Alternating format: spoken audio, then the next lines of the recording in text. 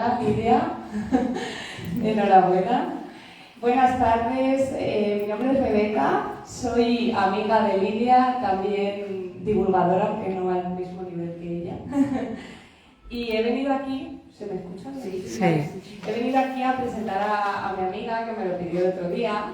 Venimos un poco tarde porque nos hemos encontrado con problemas, ¿no?, relacionados con trenes. Sí. Ahí simplemente lo vamos a dejar. Ha sido una odisea y nunca mejor dicho, ¿no?, hasta llegar aquí. Sí, la verdad es muy adecuada. Sí, ha sido muy Penélope la historia. Y nada, simplemente esperamos que disfrutéis. Va a haber primero un pequeño coloquio entre nosotras, luego habrá una ronda de preguntas y podéis adquirir el libro fuera si estáis interesados y os convence lo que contamos, sobre todo lo que os cuente la escritora, ¿no? Así que simplemente voy a empezar preguntándole a Lidia, porque Lidia, imagino que la mayoría la conocéis, es una chica que empezó a divulgar en redes sociales, empezó por TikTok, luego empezó a subir esos vídeos a Instagram, se ha hecho ya muy conocida dentro del mundo de la divulgación. Ella divulga sobre todo de arqueología, es la gran rama, porque eres arqueóloga, ¿no? Entonces quería que nos contaras un poco cómo ha sido el trayecto primero hasta llegar aquí, ¿no? O sea, hasta decidir escribir un libro. ¿Siempre has querido escribir un libro? ¿Fue una idea que surgió esporádicamente o después de dedicarte un tiempo a las redes? Pues la verdad es que yo ha ido muchísimo antes el hecho de yo querer hacer una novela que el hecho de dedicarme a redes sociales. A mí siempre me ha gustado mucho leer y siempre me ha gustado mucho escribir. Mi familia que está aquí presente puede saber que he escrito un montón de tonterías antes de poder llegar hasta aquí, pero escribir, sobre todo la narrativa, siempre ha sido algo que me ha gustado mucho. Y la verdad es que el mundo de la divulgación es un mundo que me ha llegado un poco de rebote, diría, porque sí que es cierto que cuando yo empecé la carrera empecé a preguntarme si había algún tipo de contenido en redes sociales que se asemejase a lo que yo estaba viendo en clase, y yo no encontré nada. Sí que había gente que podían ser referentes, como por ejemplo Puto Miquel, que es increíble, es uno de los divulgadores de arqueología desde hace más años que hay en España, pero no había... Miquel en ese momento además se dedicaba solamente a vídeos muy largos, entonces no había algo como más instantáneo, inmediato, además con las redes sociales como TikTok, que ahora todo tiene que ser muy inmediato, si no la gente no le presta la más mínima atención. Lamentablemente creo que todos pecamos un poco de eso y yo pensé, bueno, ¿por qué no hay nadie que haga este contenido? Y yo dije, ¿por qué no lo hago yo? También tengo esa opción de ser yo la que lo haga. Así que empecé un poco así. Y la verdad es que realmente la divulgación ha sido el puente que me ha llevado a conseguir publicar un libro. Porque lamentablemente el mundo editorial es un mundo muy complicado, y tú también lo sabes. Es un mundo muy complicado y lamentablemente tienes que demostrar tu valía antes incluso de que te publican. Hay un montón de libros increíbles que podrían ganar 1 millón de premios y ser los bestsellers de la década, que jamás se van a publicar porque sus escritores no tienen un foco ni tienen un micrófono delante para llamar la atención. Entonces yo sé que he tenido muchísima suerte en poder contar no solamente con la publicación de mi libro, sino en una editorial tan buena como es Ediciones B, dentro de Penguin Random House, que es una de las editoriales más grandes en España. Yo me he sentido increíble porque un proceso así, en una editorial que realmente cuida lo que está haciendo, que he tenido gente todo el rato acompañándome, es algo increíble. Y todo esto me lo ha dado la divulgación. Así que empezar un día a decir, y si me daba a mí misma mi invitación hablando sobre arqueología, me ha llevado a estar aquí hoy. Así que... Sí, ya iremos comentando, ¿no? Pero yo he visto a la Lidia arqueóloga en cada línea de este libro, ¿no? Ya es algo que voy a comentar poco tiempo después. Por eso no me extrañó cuando vi el tema que habías escogido, ¿no? O sea, la historia del libro de Lidia es la continuación de la Odisea de Homero, que asimismo es la continuación de la Ilíada, ¿no? Que son los dos grandes poemas épicos que nos han llegado hasta la actualidad y que son la base de la literatura occidental. Entonces, quería preguntarte, en el momento en el que decides escribir un libro, ¿cómo decides continuar esa historia? ¿En qué momento surge la idea de dar voz a un personaje como Penélope? Yo creo que siempre es muy difícil, sobre todo con el tema de los retellings, que ahora los últimos años se han hecho bastante populares dentro de la literatura, y tratar de reimaginar una idea que ya se haya utilizado hace tiempo, sobre todo con personajes un poco como los fanfics de fanficción de hace unos años, pero ahora de manera un poco más profesional. Es una cosa muy difícil porque todo el mundo tenemos una idea de lo que es Homero, sobre todo de todas las grandes epopeyas. Es muy difícil intentar, evidentemente, igualarlo, asemejarlo de cualquier manera, y mi novela no pretende hacer eso de ninguna manera. Es simplemente una manera de expresar algo que ya se ha intentado hacer antes. Pero el personaje de Penélope me parece un personaje muy interesante. Incluso dentro de la propia Odisea, que no vemos mucho sobre Penélope, sí que es cierto que Penélope se utiliza como modelo para lo que es lo que debería ser una gran mujer, una gran esposa. Es literalmente el estereotipo de mujer perfecta que todo el mundo tenía que seguir. Entonces, esa idea, y esto luego surgió, que creo que también vamos a meternos con esto un poco más adelante, después de consultar fuentes, porque como dice Rebeca, la Lidia arqueóloga ha estado totalmente todo el tiempo, mientras yo estaba escribiendo este libro, mi vocecita de investigadora estaba diciendo: hay que mirar esto, tenemos que hacer esto. Todo empezó con un relato de Pausanias en el que hablaba de lo que pasaba con Penélope después de la Odisea. Hay muchísimas versiones. Tenemos la versión de la Penélope que se casa con el hijo que tiene Ulises, con la bruja Circe. Todas esas historias a mí no me gustaban nada en absoluto, pero la de Pausanias me parece muy interesante porque Pausanias cuenta que cuando Ulises regresa a Ítaca y después de 20 años se encuentra con todos los pretendientes que intentan casarse con su mujer, él los mata a todos y ahí acaba la Odisea. No tenemos mucho más allá de esto.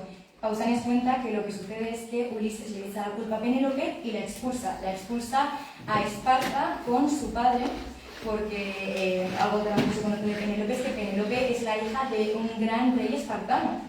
Es una persona que era muy importante, o sea, no cualquier persona se podía haber casado con el rey de Ítaca, que era una de las islas más importantes en la Grecia antigua.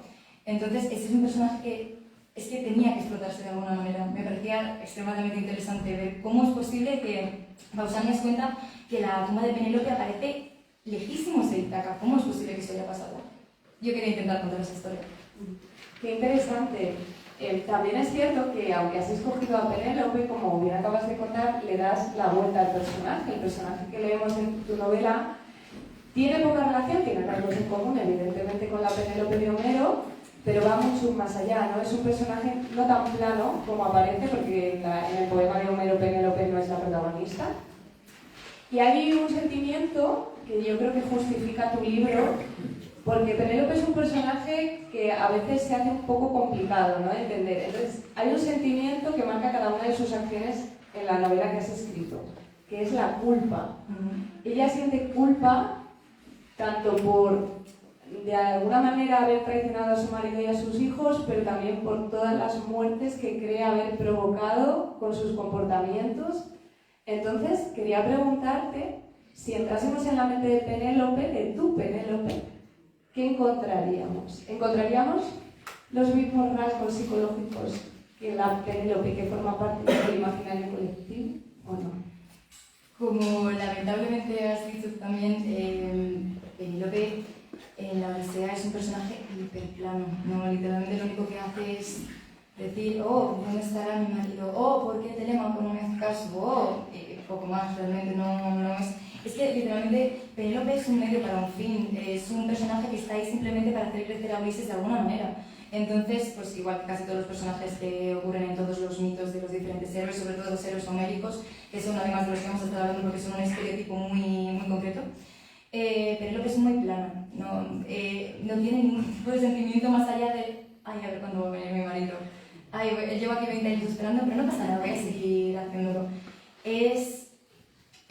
Es que realmente nadie se puede creer eso. La Penélope de la Odisea no es una Penélope realista. Yo no digo en ningún momento que la Odisea sea una novela realista en ningún sentido, de hecho, efectivamente. Pero nadie se cree que alguien que haya estado esperando durante 20 años va a estar literalmente esperando con los brazos cruzados diciendo a ver qué va a pasar. Y tejiendo y destejiendo. Efectivamente. Y es justamente de eso quería hablar. La Penélope de la Odisea, aunque es un personaje muy plano, es un personaje que es muy inteligente. A no mucha gente se le habría ocurrido engañar literalmente, no solamente a los pretendientes que pueden ser más o menos inteligentes, porque de hecho en la Odisea se les describe como borrachos y vividores y de todo, porque al final llevaban años esperando y ya dijeron, pues vamos a vivir a cuerpo de rey, exprimiendo todo lo que podamos al reino de Ítaca. No solamente a ellos, sino a todo el consejo, incluso a su hijo, que se supone que va a ser el futuro rey. Penélope engaña absolutamente a todo el mundo, y de hecho es que consigue salirse con la suya hasta el momento en el que una de sus criadas, una persona que se supone que debería ser la persona que más cerca está de ella, la traiciona. Y solamente por eso a Penélope la obligan a casarse. Y justamente Ulises llega al día de la supuesta boda de Penélope, que es una serie de coincidencias muy grandes. Pero a la Penélope que vemos, aunque sea solamente en este punto, es una Penélope que es muy inteligente, es muy astuta. Y en ese caso es un reflejo de lo astuto que es Ulises. El resto de héroes homéricos y no homéricos, en general de la mitología, son héroes que destacan por ser un poco de fuerza bruta, que son muy inteligentes en otro tipo de cosas, pero Ulises engaña a todo el mundo. Ulises es más listo que absolutamente todo el mundo, pero Penélope también lo es. Entonces, eso es lo único que yo creo que mi Penélope y la Penélope de la Odisea tienen en común. Pero claro, es que Penélope también tiene, aparte de la culpa que muy bien has dicho, también tiene ese deseo un poco de venganza. Es una palabra que igual le cuesta un poco porque tiene una connotación muy negativa, pero en este caso yo creo que Penélope se merece tener una venganza. Yo cuando leía la novela siempre tienes la duda de si quiere venganza o justicia, ¿no? Y ya voy a llevar el coloquio al comienzo de la novela y voy a situar para que las personas que están aquí entiendan un poco más de lo que estamos hablando, ¿no? Tu novela se inicia con el regreso de Ulises. Ulises regresa a Ítaca, pero Penélope decide escapar por ese sentimiento de culpa y por otras razones que los lectores irán descubriendo a lo largo de la lectura, ¿no? Entonces, esta novela evidentemente tiene una fuente primordial que es Homero, y Homero está presente en toda la novela. Tú misma divides tu obra en cantos, como el propio Homero. Y Homero sabemos, bueno, si sobra tiempo podemos debatir un poco qué piensas tú de Homero, si verdaderamente... Claro, porque hay una polémica con la existencia o no de Homero, quién escribió estos dos poemas épicos, ¿no? Pero quería preguntarte, porque sí que se sabe que la Ilíada y la Odisea se recitaban en público, de ahí sus llamadas de atención. Y en tu novela esas llamadas de atención también son constantes, ¿no? Tú dices, o musa, siguiendo precisamente a Homero. ¿Debemos entender esta novela como un recital en público, también en cierta medida, o no? A mí me gusta mucho, porque no sé si vamos a hablar luego de la estructura de la novela. Sí, vale. Pues hay... Pero si quieres podemos hablar ahora tampoco. Hay tres tipos de capítulos, pero vamos a centrarnos justamente en los que está diciendo ella. Que creo que son uno de mis favoritos. Hay capítulos que cortan un poco con lo que es la historia, que son capítulos que nos van narrando mitos. Porque una cosa que era muy importante para mí era que el lector se diese cuenta de que está viviendo una historia que está en otro tiempo diferente. En la antigua Grecia, los mitos que hoy ahora contamos como historias o cuentos, para ellos eran cosas que realmente existían. O sea, literalmente cuando hablaban de los dioses es porque realmente querían en los dioses, iban a rezar a su dios de confianza de su ciudad y celebraban todos los días que eran a favor de estos dioses. Entonces, era muy importante para mí que la gente pudiese ver, intentar vivir eso. Entonces, hay capítulos en la novela que sirven también para que la gente se entere de o qué personajes acaban de aparecer, o por qué esto es importante. Son capítulos que son tanto para la gente que no sabe nada de mitología ni sabe nada de la Odisea, como para gente que sí que haya tratado con ello y que diga, ves, esto era un guiño, yo sabía que era un guiño, esto me gusta mucho. Entonces esa parte de la historia sí que es un poco coral, es un poco para que también, porque también me gusta mucho la idea que después de... Yo creo que es que sí. Me gusta mucho la idea... No sé si sí que se te oye. Me gusta mucho la idea de que después de haber leído el libro, la gente pueda narrar estas pequeñas píldoras que son de verdad, que son parte de mitología que es real. Pues hay muchas versiones de los mismos mitos, pero los que hemos elegido han sido estos, pues esto que se lo puedas contar a la gente. Entonces esto también es muy divertido, no tienes por qué quedarte simplemente con la historia de Penélope, porque la historia de Penélope puede gustarte más o menos, sino que también hay mucho más que puedes sacar de mi libro. Así que sí, en cierto punto sí que puede ser una obra que sea para estar representada de alguna manera. ¿Tuviste la Odisea de Homero en todo momento al lado de tu escritorio cuando escribías? Sobre todo para los capítulos de pasado. Al final, retomando lo que he dicho antes, mi novela tiene como 3 capítulos diferenciados. Los que hemos hablado de mitos, que son bastante pocos, o sea, están bastante desperdigados por la historia. Están en cursiva, precisamente para diferenciarlos. Se nota bastante bien. Luego, los capítulos de pasado, que son los capítulos en los que vemos la Penélope de Homero e incluso antes, porque tenemos capítulos de la infancia de Penélope, de cuando conoció a Ulises, de mientras ella estaba en el palacio de Ítaca. Esos capítulos los tenía siempre con Homero muy presente, porque no solamente para intentar construir mejor a Penélope, sino sobre todo para construir a Ulises, para construir a Telémaco, que es el hijo de Penélope y Ulises. Entonces necesitaba tener a Homero todo el rato, y de hecho es que yo creo que lo que más he leído en los últimos meses ha sido Homero. O sea, yo me he vuelto loca, o sea, literalmente que Homero es mi mejor amigo y mi peor pesadilla al mismo tiempo.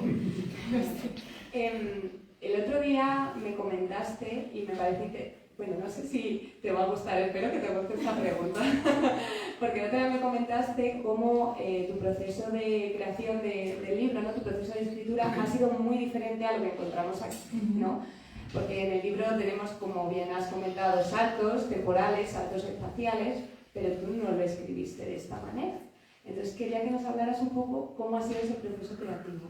Pues claro, yo cuando había escrito antes de esto, porque yo acabé un libro hace años, que es un libro que es malísimo y no va a ver la luz jamás, pero bueno, está ahí, está muy bien, o sea, además es que es un libro que yo escribo porque me gustaba escribir, no porque yo creyese que se iba a publicar en ningún momento, así que...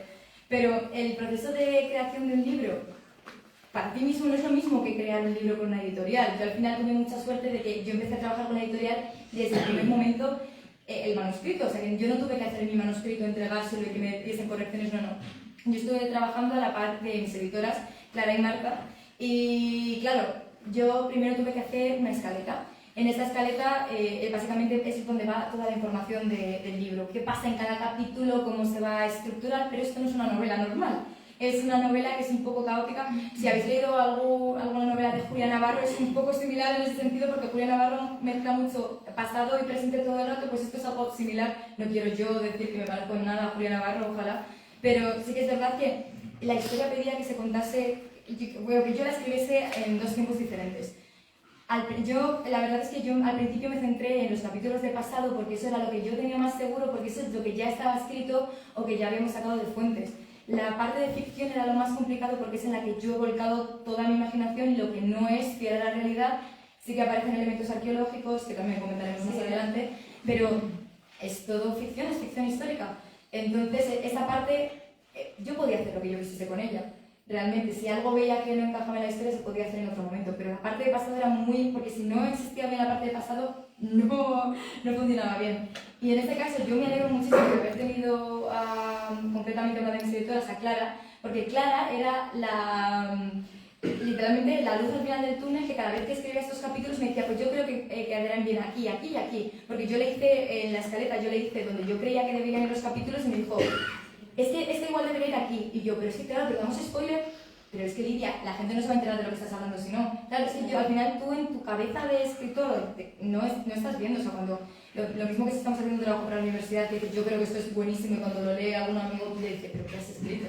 Pues, o sea, básicamente lo mismo, o sea, es lo de salir de tu cabeza y poder verlo es una cosa increíble. Entonces yo escribí casi el 80% de los capítulos de pasado primero y luego los de futuro, los del presente de la historia.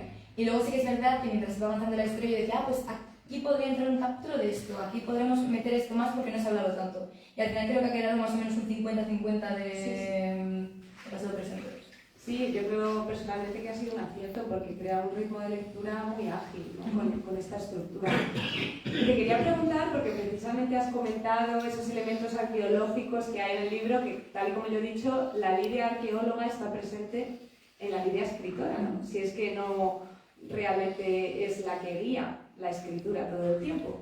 Entonces, tú en tu libro, cuando los lectores lo lean, se van a dar cuenta no solo cuentas la historia de Penélope, sino que de repente nos empiezas a hablar de cómo es el mercado en Grecia, ¿no? Y te centras en contarnos qué alimentos se pueden encontrar en el mercado, de dónde vienen esos alimentos, quién los vende. Me ha llamado mucho la atención también el léxico que utilizas en muchas ocasiones, ¿no? Que es un léxico que a los que no nos dedicamos a arqueología nos es algo completamente ajeno, ¿no?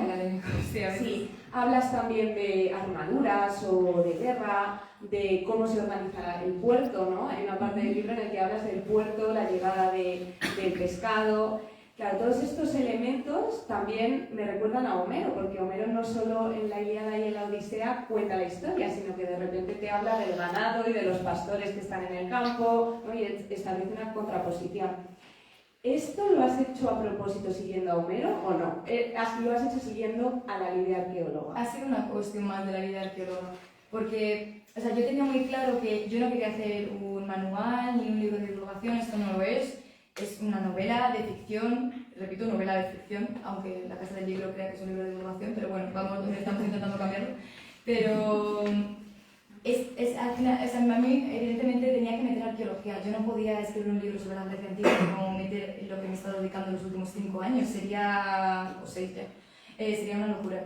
Entonces, es que hay cosas que me gustan tanto, es que claro, hay una escena que a mí me gusta mucho y de hecho en la presentación del otro día también estuve hablando un rato de ella, que es, hay una escena de un funeral. Sí, de los ritos fúnebres, sí. Te iba a preguntar. Que me encanta porque yo además, yo soy arqueóloga de la muerte y antropóloga física, a mí el mundo de la arqueología de la muerte me encanta, entonces... El mundo de los vivos no, ¿verdad? No, yo prefiero, yo me quedo en el Hades. Entonces a mí eso me interesaba muchísimo y es que poder hacer una escena, un capítulo entero además que gira en torno a los encuentros que utilizaban, a el tipo de cosas que hacían durante la semana que duraban los funerales, a mí eso... O sea, de verdad que yo súper contenta. Para eso tuve que estar leyéndome artículos científicos hasta que me volví loca, casi más que Homero, porque esto me resultaba incluso más importante porque Homero es muy anacrónico. Homero, claro, los Homeros claro, es que fue uno o fueron varios, sí, ¿no? Yo estoy a favor de que fueron varios, la verdad, porque además, pero bueno, esto para que no se pero y luego hablamos del Lazarillo también. Es que Rebeca es profe de literatura. Bueno, simplemente te he cortado porque te iba a decir, Lidia, que de hecho a mí la sensación era como si yo estuviera leyendo tu novela y de repente me apareciera un vídeo de TikTok tuyo. Y me aparecía un vídeo de TikTok de Lidia contándome cómo eran los ritos fúnebres y ya volvía a la historia, ¿no? Entonces, quería preguntarte precisamente. Es que a mí me parece muy importante que la gente aprendiese también algo. O sea, lo dicho, no es un manual, pero es que no puedes obviar la Grecia antigua sin saber cómo la gente hacía sus ofrendas o cómo la gente sobrevivía, sobre todo porque la Odisea, tanto la Odisea como la Ilíada son libros que son de aventuras y guerra, pero también son de cuestiones políticas. Entonces tú no puedes entender el mundo en el que estás si no entiendes cómo vivía la gente o qué es lo que estaba haciendo exactamente la gente. Sí que es cierto que yo he intentado ser lo menos pedante posible porque claro, yo me podría poner, y sí que tienes razón, que de hecho mis editores me decían, hay veces que te pasas un poco en el vocabulario académico, pero no pasa nada, o sea, literalmente reescribes la frase y ya vuelves otra vez a ser tú, pero o sea, es como la emoción de decir, pues voy a hablar de esto porque he estado estudiando sobre esto y me gusta un montón. Es que cuando, un pequeño spoiler, pero bueno, es una novela de aventuras homérica, aparecen dioses. Cuando aparecen los dioses, aparecen en sitios donde sabemos que hay restos arqueológicos, porque hay un templo, porque ahí se hacía algún tipo de fiesta dedicada a este dios. Todo en el libro tiene mucho sentido arqueológico e histórico, aunque haya parte de ficción.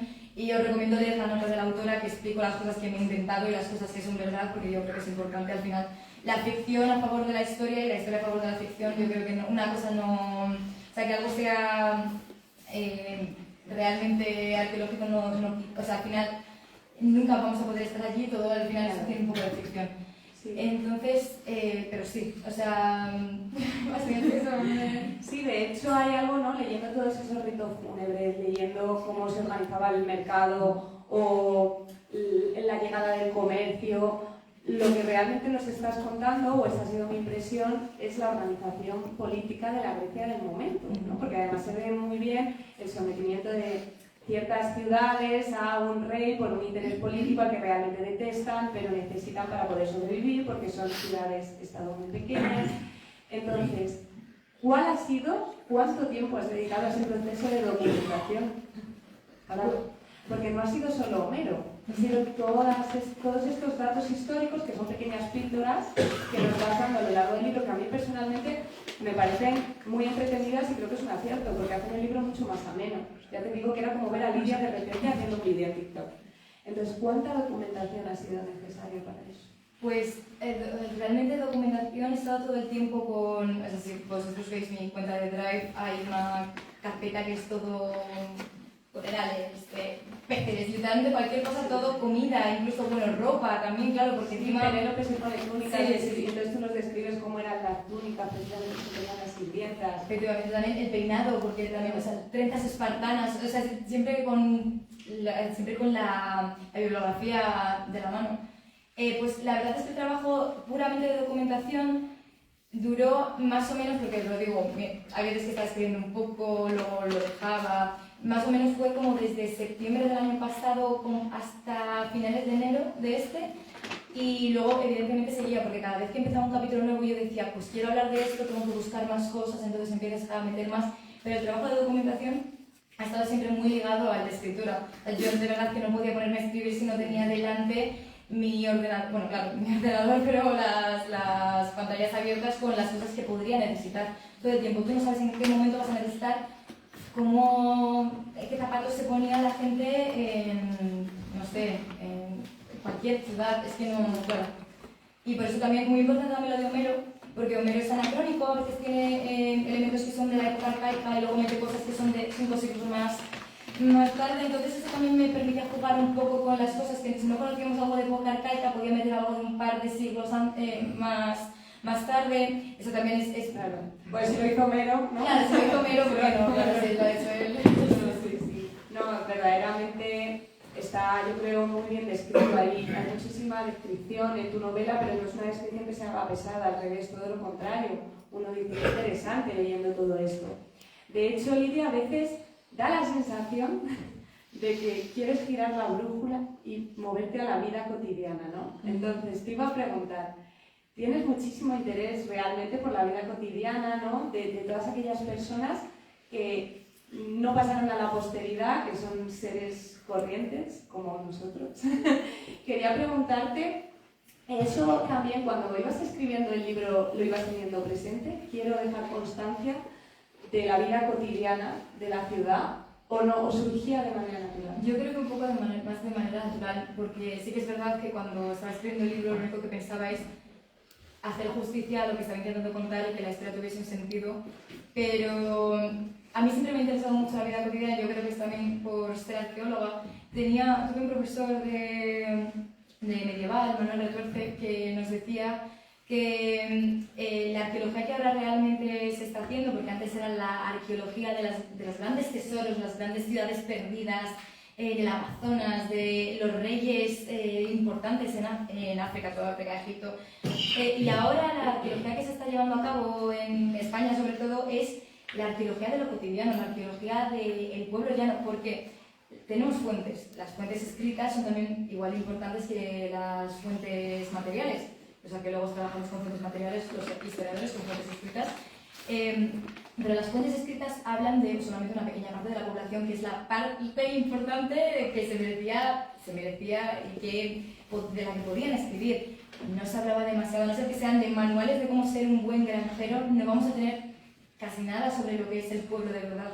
Esto lo podemos sacar a través de la arqueología, podemos saber qué comían, qué cultivaban, cómo se vestían, cómo hacían sus casas, en qué épocas del año hacían tal y cual. Todo eso lo podemos saber a través de la arqueología. Y me parece muy interesante porque sí, es un viaje de la heroína, es una novela de aventuras, pero también tenemos que entender por qué, o sea, Penélope, la mayor parte de las cosas que hace se pueden justificar por el contexto, porque ya no solamente por el abandono que ha sufrido, por su infancia, por tal cual, sino por todo lo que estaba habiendo en la Grecia antigua en ese momento y la Grecia antigua ficticia mitológica. Porque al final, lo que hemos dicho, los dioses están muy presentes, pero los dioses solamente hacen caso a los héroes. No les da igual que el resto del mundo se esté muriendo porque haya peste, ellos están a su bola y eso les da exactamente igual. Pero ¿qué estaría pensando la gente? ¿Qué haría la gente que sin querer se cruzara en el camino de los dioses? Que de hecho hay un personaje que le sucede algo similar. ¿Qué pasa cuando la gente sin querer se planta en esto y ve su vida destruida para siempre porque no ha tenido la oportunidad de hacer nada más? Es que me parece muy interesante. Yo creo que aporta mucho, no solamente para la historia de Penélope, sino para la ambientación, porque a mí me encanta la ambientación. Como dices, las descripciones me encantan. Las descripciones, yo soy muy fan de hacer descripciones muy concretas porque me gusta que la gente se pueda imaginar bien dónde estamos, y más en una novela histórica que puede ser menos fácil imaginarnos el contexto. De hecho, eso es algo que sí que te distingue. Ahí te has desviado de Homero, ¿verdad? Porque Homero sí que no habla de la gente cotidiana, él se centra en esos héroes y esos dioses.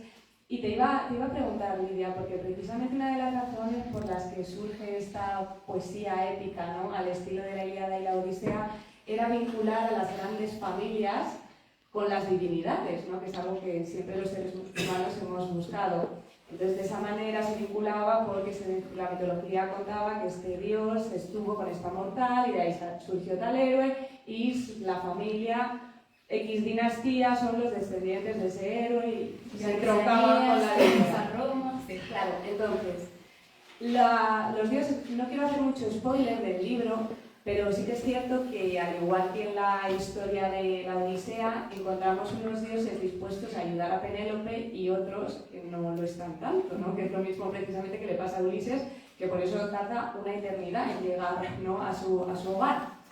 Las creencias religiosas están muy presentes y yo sé que es un tema que a ti también como arqueóloga te fascina.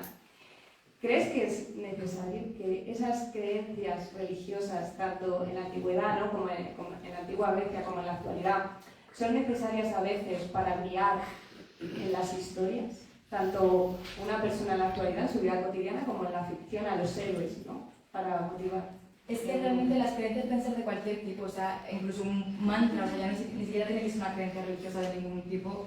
La gente hace las cosas que hace por sus propias creencias. Entonces, sobre todo cuando estamos hablando de la antigüedad, sobre todo de la antigua Grecia, que es un mundo que estaba muy influenciado por las creencias religiosas y no podías escapar de ellas. No es que tú pudieses decidir ser ateo de repente, es que no existía la opción exacta. Porque no era la misma idea que tenemos nosotros ahora de adorar a un dios, es todo totalmente diferente. Un dios, Zeus, Poseidón, Artemisa, cualquiera de esos dioses no es lo mismo que un dios cristiano, un dios judío, no lo es.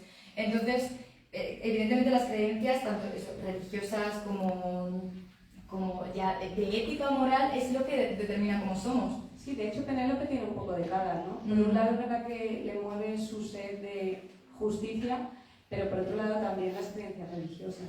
Entonces te iba a preguntar porque una de las problemáticas a las que se enfrentaba la sociedad griega cuando cometía cualquier acto era que los dioses le pudieran castigar, porque los dioses de la antigua Grecia no son como nuestro Dios, vamos a decir, ¿no?, que tampoco quiero abrir aquí un melón, pero no son como el Dios que conocemos, sino que realmente eran dioses bastante despreciables, vengativos, capaces de aniquilarte a ti y a toda tu familia. Y sin embargo el personaje de Penélope, por la justicia, decide emprender su aventura.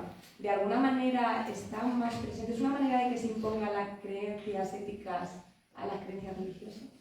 Yo creo que Penélope tiene mucho... Penélope es capaz de seguir su moral y su ética delante de las creencias religiosas de ningún tipo, incluso creencias sociales que tiene ella, porque al final ella es una mujer, es la mujer, bueno, la viuda supuesta, que todo el mundo creía que Ulises había fallecido, entonces pues a ojos del mundo Penélope era la viuda de un rey, ella debía haberse casado y debía haber hecho lo que fuese, y cuando Ulises la repudia, ella tendría que haberse vuelto con su padre a que él le cuidase y ahí se acabó.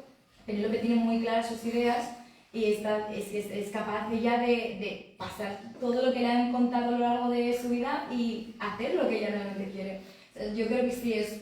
Además, también me gusta mucho la manera en la que los dioses griegos, bueno, romanos, más griegos que romanos, pero son dioses que tienen fallos por todas partes, son peores que los seres humanos, encima se lo pueden permitir porque como son... Pero claro, son además dioses que tienen muchos años, entonces han tenido mucho tiempo para cagarla, para remediarlo y volverla a cagar otra vez y encima cargarse a todo el mundo por delante.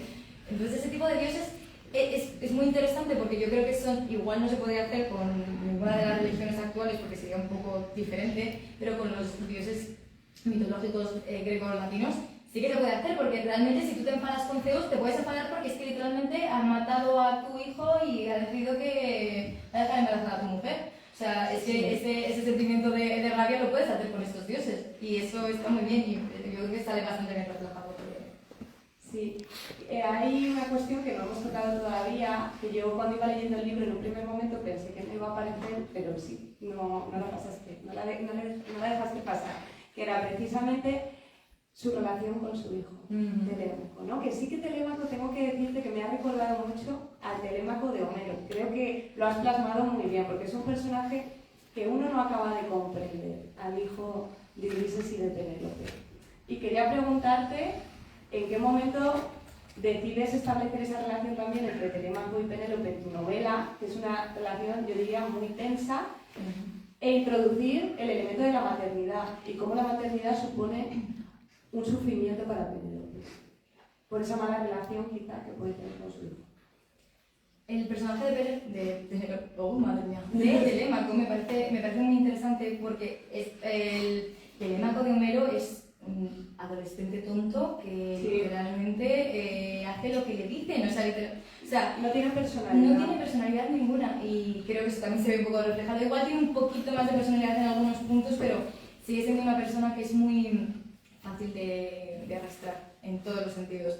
Entonces me parecía muy interesante porque plantearos por un momento que vosotros creáis solos a un niño durante 20 años, porque cuando Ulises se va, Telémaco es un bebé, o sea, no le conoce, no tiene nada que ver. De hecho, en la Odisea pasa algo que a mí me hace mucha gracia, que es que Telémaco reconoce a su padre mientras está disfrazado.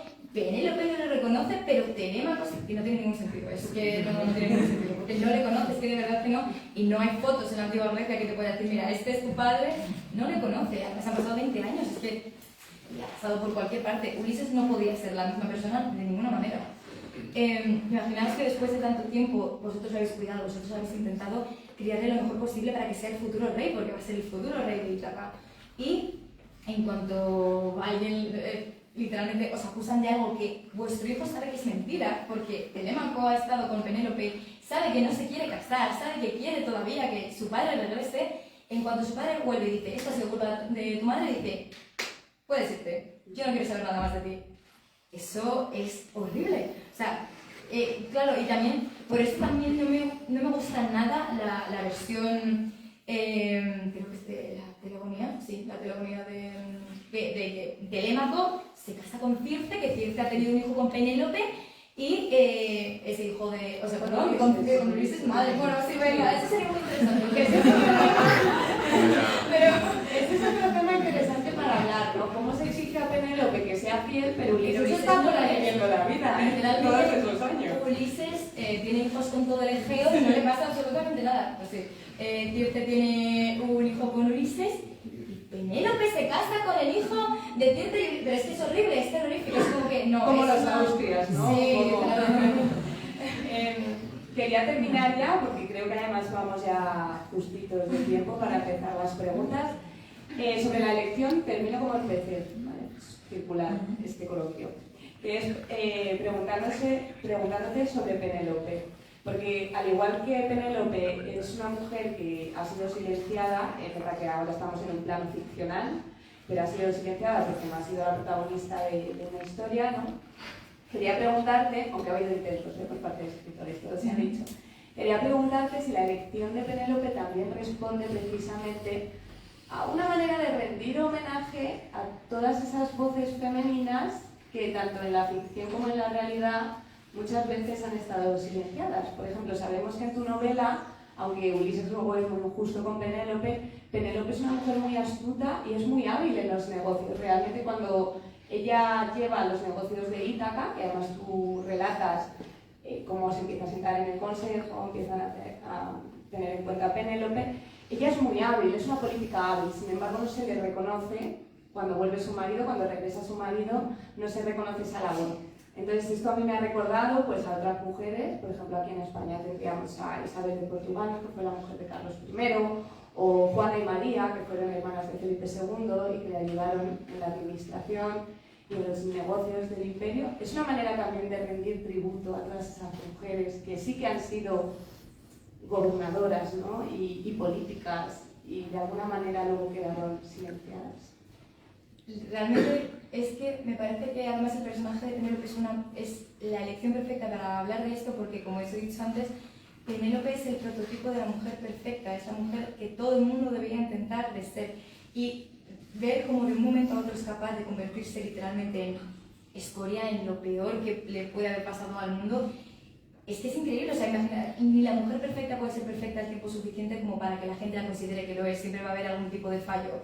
Y a lo largo de toda la historia, evidentemente, como bien has dicho, ha habido mujeres que por el simple hecho de ser mujeres, que igual por haber hecho exactamente lo mismo que hubiese sido otra persona, un hombre, le habrían dado muchísima más relevancia de la que tuvo. Ni siquiera me parece que tenga que ser ni una revolución feminista, ni ningún tipo de reivindicación. Es que literalmente es el poder hablar sobre un personaje femenino que tiene la necesidad de hablar y de venganza. Que es que nunca, es muy difícil siempre darle como algún rasgo negativo a un personaje femenino, sobre todo cuando se intenta hacer un personaje femenino fuerte, porque parece que si es fuerte y cabezota tiene que ser perfecta en el resto de sentidos, porque si no va a ser considerada como lo peor, literalmente.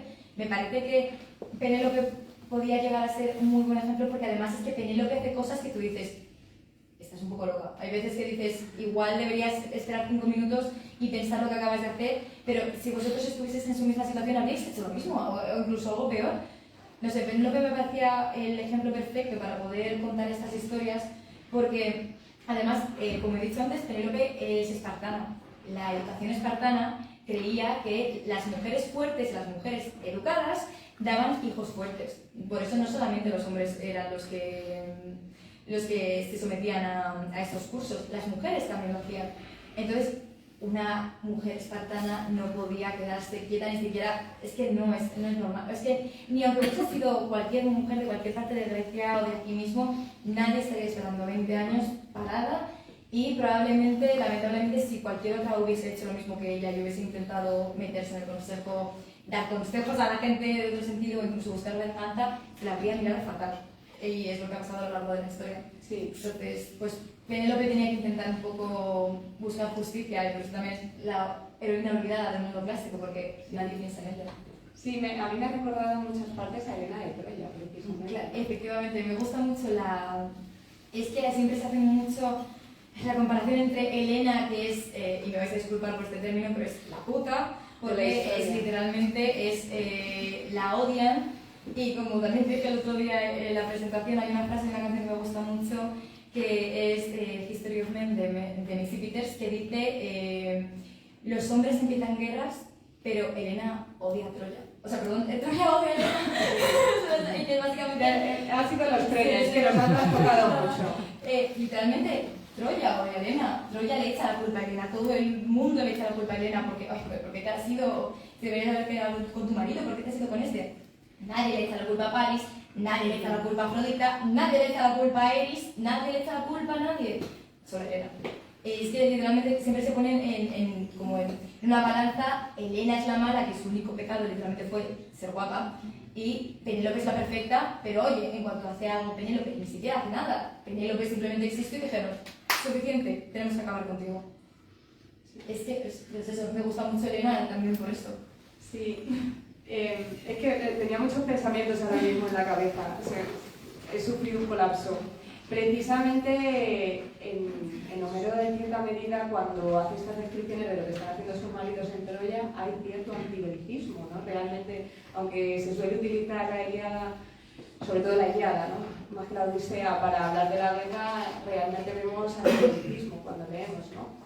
Entonces esto viene porque estabas contando lo de esas mujeres que son testadas, pero luego los maridos están cortando cabezas, matando niños y esclavizando a todo el que pillan en Troya, ¿no? Y llevándose por delante. Y nada, ya para terminar, Lidia, como nos queda nada, 2 minutos, ¿cuál es tu opinión de Homero? Cuéntanos, desvélanos. para ti existió una única persona, fueron varios cantores y terminamos. Yo creo que Homero son varios aedos, o sea, porque al final es una recopilación de mitos que de alguna manera u otra han llegado a las manos de gente. Entonces, realmente si te pones y tú lo sabrás mejor que yo porque tu carrera te precede, pero No te creas, nadie sabe, pero yo he leído investigaciones que dicen por el estilo de hablar, se nota que hay al menos varios escritores al respecto, que luego también con las traducciones se ha podido incluso destrozar aún más y las fuentes principales. Una vez vi en una película que dijeron que alguien tenía una primera edición de la Odisea. En piedras sería, ¿no? ¿Cómo hablan? En uniforme no lo tengo muy claro, la verdad. Pero... Sí, además es que de Homero no nos ha llegado, o sea, arqueológicamente no hay ningún resto, solo sabemos que los griegos dicen, esto lo escribió Homero. Sí, además, tenemos que creerlo. Cuando se habla de Homero se le habla como el aedo, o sea, literalmente es el aedo que es como decir, el que canta, el tío que viene a molestarnos en las comidas, a contarnos qué ha hecho Hércules. Un poco como en el metro, ¿no? Cuando Sí, ese era Homero. Claro, no sé, o sea, pero también me gusta mucho Homero como concepto, más como persona, como concepto. Pues el hecho de los anacronismos me parece tan interesante porque ya historiográficamente hemos conseguido recuperar un montón de cosas y saber ubicarlo en la época en la que se escribió y las cosas en las que se estaba basando, porque mencionan, cuando está hablando de la guerra de Troya, menciona un tipo de escudo que sabemos que se utilizaba en época arcaica, entonces sabemos que se ubicaba aquí, pero está hablando de una ciudad que no se encontrando hasta hace 3 siglos más tarde. Es súper interesante, pero claro, literariamente y arqueológicamente y historiográficamente es muy interesante, pero claro, nosotros que somos un poco frikis de estas cosas pero bueno, no creo que Homero sea una persona, ni sea una persona, es un concepto. Es un concepto. Es como un perfil anónimo de Instagram. Pues muchas gracias, Lidia, ha sido muy interesante y ahora, si no te importa, vamos a pasar al turno de preguntas, que creo que le tendré que dejar yo a alguien mi micrófono. Bueno, evidentemente no te lo puedes quitar. Ok, no. Ponemos uno. ¿Sí? ¿Ponemos un micrófono?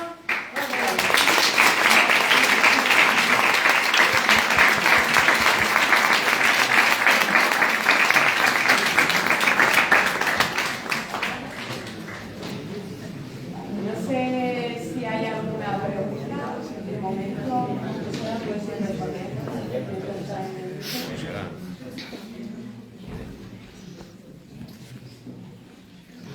Bueno, mientras traen no, sí, yo también. Mientras traen el micro, no sé si alguien quiere preguntar algo a Lidia, sobre todo, no sé, lo que queráis, bueno, lo que queráis, no sé. Eso ya tiene que ser Lidia, la que dice. Tiene muy buena acústica las salas, se oye Sí. muy bien, pero De todas maneras, estoy animando a que la gente pregunte, porque veo que está muy tímida. Yo puedo seguir preguntando, pero ya voy a ser muy pesada. Voy a procurar que sea esta persona. Bueno, inicio yo, venga. Lidia, Penélope podría ser un primer paso que te anime a escribir sobre otras mujeres olvidadas de la antigua cultura clásica, como, yo que sé, bueno, hemos mencionado la de Troya, pero yo que sé, Megara, a lo mejor desde Hades, o Alcumena, o no sé, otras muchas mujeres que han sido atributos de héroes y no se ha dicho nada más. La verdad es que eso es algo que me he preguntado bastante a mí misma y probablemente mi editora también se lo esté preguntando. A mí, una cosa que me daba mucho miedo es hacer algo que ya se hubiese hecho, porque ahora mismo no puedes inventar nada en la literatura, para bien o para mal, no puedes inventar nada. Y de hecho, la semana pasada se publicó mi libro, se publicó otro libro que se llama Ítaca, que no va exactamente de lo mismo que el mío, porque el mío es hay parte de ficción de presente de la historia, pero sé que va sobre Helena y va sobre Penélope y sobre alguien más, que no me acuerdo ahora mismo quién más, pero son como historias también de mujeres de Grecia, y esto es simplemente Penélope esperando a Ulises, así que no tiene nada que ver con mi libro. Pero últimamente hemos visto a muchas autoras, sobre todo autoras, que la verdad es que eso me gusta mucho porque hay veces que hay ciertos tipos de pensamiento que solamente pueden hacer ciertas personas, y además es que son autoras todas que tienen carreras de humanidades, cosa que me encanta y me gusta muchísimo, Y hemos visto historias de Atalanta, de Circe, de un montón de mujeres diferentes, historias increíbles. Según lo que yo tengo entendido, y mi editora también, que es la que más está atenta a estas cosas, mi libro es un poco diferente a todos estos porque todos los demás se dedican a reescribir el mito y acaban en el final del mito. Es como intentar contar el punto de vista de esta persona durante el mito. El mío va un poco más allá. Entonces, a mí sí que me interesaría hacer esto y me da un poco menos de miedo porque sí que es verdad que siempre, claro, al final estar reescribiendo el mismo mito puede ser que coincidas en algo con alguien. Yo, por ejemplo, una de las cosas, también, bueno, pequeño spoiler no, pero en mi libro no aparece Circe, porque yo no he leído Circe de Madeline Miller ni La canción de Aquiles, porque a mí me daba mucho miedo inspirarme sin querer en estas obras. Yo no quería que fuese de ninguna manera, es que ni siquiera sin querer ni queriendo de nada, yo no quería, porque al final son libros muy famosos y sin querer, al final es que todo lo que leemos los escritores nos influye de alguna manera, influye tanto a los lectores como a escritores. Entonces yo no quería que me inspirase en ese sentido y por eso tampoco quise meter a Circe, porque dije, como haga algo y alguien me diga, oye, te has copiado esto, yo me he ido a Madeline Miller, por favor, qué agobio. Pero teniendo en cuenta de que lo que he hecho yo va un poco más allá y no me quiero aquí dar de verdad de nada, igual sí que me gustaría incluso o sea, al final el mundo que he creado, aunque es prácticamente todo seguido de los griegos, hay parte que es ficticia. Yo incluso podría intentar conectar las historias, incluso porque un personaje está ni siquiera tiene por qué ser parte del mismo libro, porque este libro es autoconclusivo, no va a tener más partes, esto es así. Pero a mí, claro que me encantaría escribir, pero sinceramente creo que ahora mismo necesito relajar en este sentido. O sea, tengo más proyectos, tengo muchas ganas de escribir otras cosas, pero yo creo que siempre voy a querer volver al arte mitológico porque es algo que me gusta mucho. Entonces sí, me he estado planteando, de hecho hay algunos nombres que ya pasan por mi cabeza de vez en cuando, decir, es que esto sería muy interesante. Helena, por ejemplo. Helena, por ejemplo. Entonces ya eso sí que sería conectar directamente con Penélope, porque Penélope es un personaje que viene a raíz de la guerra de Troya. De hecho, hay un momento que se menciona a Helena en el libro, aunque sea muy de pasada. Es que al final pensad que la guerra de Troya es a lo que iba Ulises, entonces pues todo está conectado. Pero sí, eso es algo que me gustaría explorar en algún momento. Muy bueno. Gracias.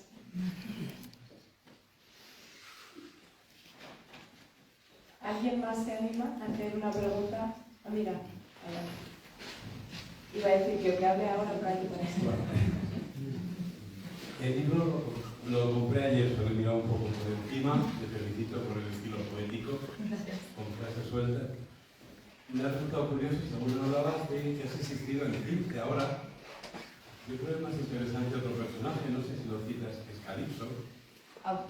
Claro, es que en el fondo, Circe total llega ahí, convierte el cerdo al personal. Calipso es más interesante, o sea, tienes 7 años, le das a cuerpo de ley y luego tiene que despedirle a Ulises, le hace una fiesta y todo, y se queda con 2 palos de narices la mujer que se ha convertido en casi una especie de divinidad. O sea, no sé, me parece hasta más curioso. Y luego otro detalle, yo no sé qué van a denominarlo. Para mí Ulises es uno de los personajes más despreciables de toda la literatura antigua. O sea, para empezar, a saber si lo que cuenta es verdad, porque todas las cosas que cuentan de la Odisea las cuenta él. Este se ha inventado la mitad de las historias. Lo único que nos cuenta el narrador es que lleva 7 años y han mandado a Hermes a que le diga que ya está bien, que tiene que marcharse. Se marcha encabronado, llega a Ítaca y hace un poco, es una especie de Rambo. Él es el mejor guerrero del mundo en ese momento. Él tiene todas las de ganar, o sea, puede quemar la isla, puede arrasar, igual que Rambo cuando llega al pueblo. Y sin embargo, por si las moscas, a unos chavalines que son como de tu edad, lo que hace es esconde las armas para que no puedan ni defenderse y se los carga sin el menor miramiento. Incluso uno que dice al final algo así como que, no sé, yo he venido por acompañar a los amigos, también. Lo de Ulises es prodigioso. No sé si tengo curiosidad por ver cómo tratas a este que es tan distinto de ellos, que es una persona maravillosa en la guía, pero bueno. Nada, solo ha sido un comentario y todo lo que leer el libro, Sí, realmente Calipso es un personaje muy interesante Pero, o sea, sobre todo hemos mencionado a Circe porque es que el libro de Circe de Madeline Miller ha vendido de que saber cuántas copias en los últimos años, ha sido un referente para todos los retellings, literalmente. O sea, todo el mundo que escribe retellings o habla de algo tiene miedo de no poder ni siquiera igualar a Madeline Miller. O sea, siempre es lo que pasa. O sea, todos los escritores de fantasía quieren ser Sanderson, ¿sabes? Y todos los escritores que escriben novelas románticas quieren ser algo que más. O sea, es algo que suele pasar muchísimo, pero claro, es que por eso yo realmente no. Circe creo que simplemente, más bien, en el imaginario colectivo se la ha plantado como bruja mala, aunque tampoco. O sea, quiero decir, hay gente que hace cosas peores que Circe y cualquier héroe de la mitología hace cosas peores que Circe y nadie le dice nada. Pero es que Calipso me parece un personaje mucho más interesante. De hecho, no sé si habéis leído los libros de Percy Jackson, pero el personaje de Calipso en los libros de Percy Jackson también tiene tela y eso es algo que es muy interesante. Y con el tema de Ulises, a mí Ulises me parece un personaje súper interesante, es súper despreciable. Y eso hay que tener mucho cuidado con ello porque yo ya he tenido comentarios de gente por redes sociales, hombres diciéndome que ¿por qué te metes con Ulises? ¿Por qué vas a hablar sobre Penélope? Si es que Ulises es el verdadero personaje importante. Bueno, pero ya anda que no se habrán hecho análisis sobre la historia de Ulises, o sea, pues se pueden hacer cosas diferentes, y, o sea, no me parece, y yo creo que hay gente, o sea, yo creo que tampoco incluso ni le trato tan mal a Ulises, o sea, yo es lo que es que tampoco hay mucho es que más. podría haber hecho cosas muchísimo peores, pero yo sé que hay gente que le puede doler ese hecho de que alguien le diga a Ulises, oye, lo que estás haciendo está un poco mal, Pero yo creo que ya Ulises es muy maltratado por Homero, ya no hace falta decir nada más, ¿no? Sí que es cierto, es muy interesante que parecen dos personajes diferentes, ¿verdad? El Ulises de la Ilíada es un ser maravilloso, racional, y el Ulises de la Odisea te dan ganas de coger un palo y darle así, ¿no? Es como literalmente la dualidad de cómo puedes ser súper inteligente, súper imaginativo en el momento y ser tonto. O sea, es que la inteligencia y ser listo son dos cosas muy diferentes y Ulises lo demuestra muy bien. Así que... Además muy violento. Bueno, si leéis el primer capítulo de mi libro, literalmente empieza hablando del olor a la muerte. Así que... Además tú has recuperado esa escena, ¿no? Que es muy curioso cómo Ulises puede ir cargándose a gente como cuando quiera, ¿no? Puede va a un sitio y se los carga a todos y se va. Sí. No sé, ¿no? Veo que el tema, buenas tardes, veo que el tema de las muertes y de los entierros y de los lutos y demás, con 20 personajes que se han matado, ahora está escrito 20 veces, ¿o cómo es? Realmente, funerales solo vivimos uno en el libro. Y además es uno importante porque también hace reflexionar a Penélope sobre por qué está donde está y cómo ha llegado hasta allí y todo. Pero realmente, o sea, sí que es verdad que en los capítulos de pasado en los que sale Ulises hay mucha muerte, porque es que Ulises ha traído la muerte. O sea, lleva 20 años desaparecido y lo primero que hace es matar, literalmente lo que ha dicho, coger las armas, matar a todo el mundo y decir, servidme la cena esta noche, que me apetece Faisal.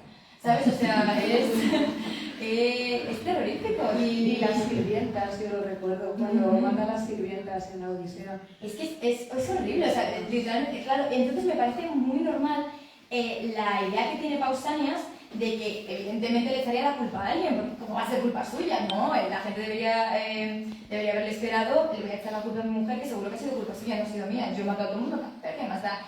Es también, la razón por la que también he hablado mucho de gobierno, de sociedad, es porque Ulises al final es un rey de una isla que es muy poderosa, entonces puede salvarse a hacer, o sea, literalmente se puede hacer lo que quiera porque sabe que no va a tener ningún tipo de repercusión. Como pasa ahora mismo, la gente poderosa ahora mismo puede matar a quien sea, que el dinero lo va a tapar todo, pues Ulises igual. Si Ítaca no te apoya, igual desaparece. Si eres una isla en la que viven 100 personas, que todos tus recursos vienen porque los mercaderes de Ítaca van a vender una vez al mes, no puedes decir, ¿has matado al hijo del rey? Nos callamos, porque el hijo del rey no tenía que estar donde estaba. ¿Por qué el hijo del rey quería casarse con la mujer del rey de Ítaca? Es culpa suya.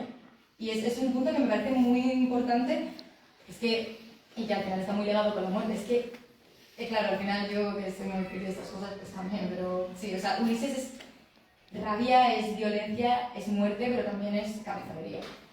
Es un poco de todo. Vale, no sé si hay alguna pregunta más, o podemos... Ya has dicho que No, es que yo no quería leer nada que se pudiera asemejar a prácticamente nada, porque eso, yo al final, sin querer, intentamos ni siquiera recrear, sino que al final las personas que más has leído son las que más van a inspirar, o porque coges una expresión o coges una manera. Yo, por ejemplo, me gustan muchísimo los libros en los que hay descripciones muy largas. A mí, cuando me creas un buen ambiente, me vas a vender lo que sea, aunque el libro sea malo. Ahora mismo hay una cosa terrorífica, que es que la gente lee en diagonal. Ay, me ha salido un vídeo Sí, sobre eso. Terrorífico. La gente solamente lee, o sea, se pasa los párrafos grandes y lo que hacen es leer los diálogos y poco más. Las palabras clave, ¿no? Efectivamente, Las palabras sí. clave y vas a Como tú cuando lees un paper para la universidad, pues eso es lo que hace la gente con los libros. O sea, si haces eso no te gusta leer.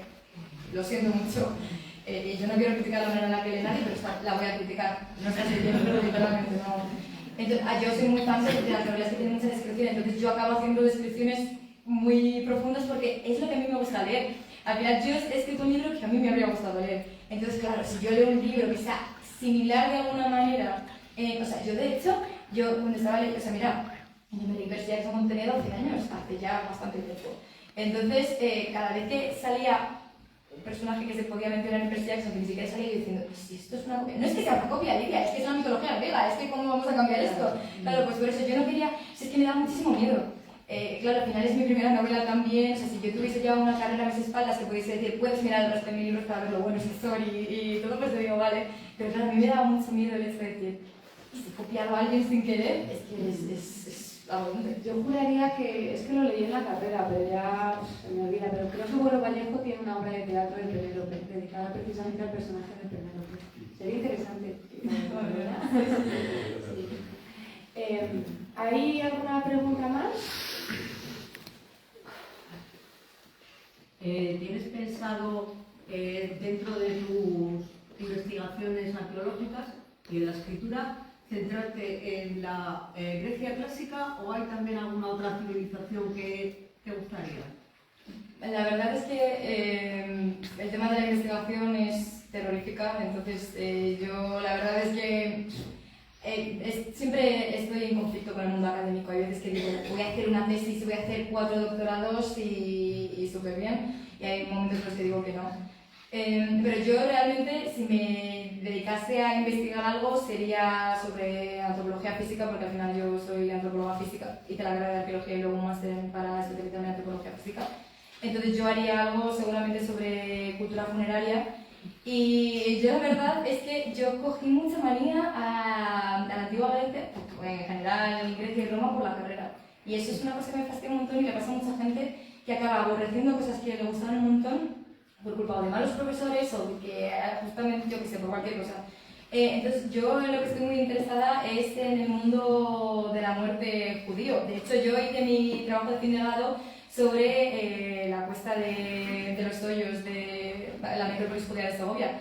A mí eso me encantó, me gustó muchísimo. Mi director del TFG es uno de los mejores investigadores en este campo. Yo estaría encantada de conseguir con eso porque a mí eso es algo que me gusta mucho y que junta la arqueología y la antropología física. O sea, yo lo que quiero es trabajar con cuerpos y... Con muertos. Con muertos. Sí, o sea, y creo que además en el mundo de clásicas, Grecia y Roma, se mueve casi toda la misma gente por los mismos sitios. No sé, yo creo que, o sea, me encantaría decir, pues sí, pues me voy a dedicar a hacer una tesis sobre arqueología funeraria en la Grecia arcaica, pero no lo sé. Es que, o sea, yo no sé qué pasará. O sea, yo hasta hace una semana que salió el libro, yo no tenía ni idea ni de si alguien me lo va a comprar. Así que, imaginas ahora para prestar una tesis, yo ojalá poder decir, pues lo tengo clarísimo, pero la verdad es que estoy un poco a ver cómo me arrastra la corriente. Vale, no sé si tenemos ya alguna pregunta. Si me dejas una pequeña cosa, como habéis citado una obra De Güero Vallejo. Es la Tejeda del Sur. Sí, es Y cierto. os comento un detalle. Yo cuando la he leído un par de veces, pues, para la gente que no lo sepa, Güero Vallejo estuvo condenado a muerte por el franquismo. En esa obra me da cuenta el desastre que monta Ulises al llegar y sospecho que hace una especie de paralelo que no podía decir con Franco en la guerra civil. Lo digo por si tenéis curiosidad. O sea, la matanza de gente que monta en ese plan, de pronto digo, esto lo dirá un antiguo condenado a muerte. Además, Nueva York hacía muchas cosas. Creo recordar que coincidió con Miguel Hernández en la cárcel. Sí, y Miguel Hernández, y además me pintó el famoso retrato que hay porque era un gran dibujante. Bueno, pues damos por finalizada la presentación. Muchas gracias, Lidia, por no solo por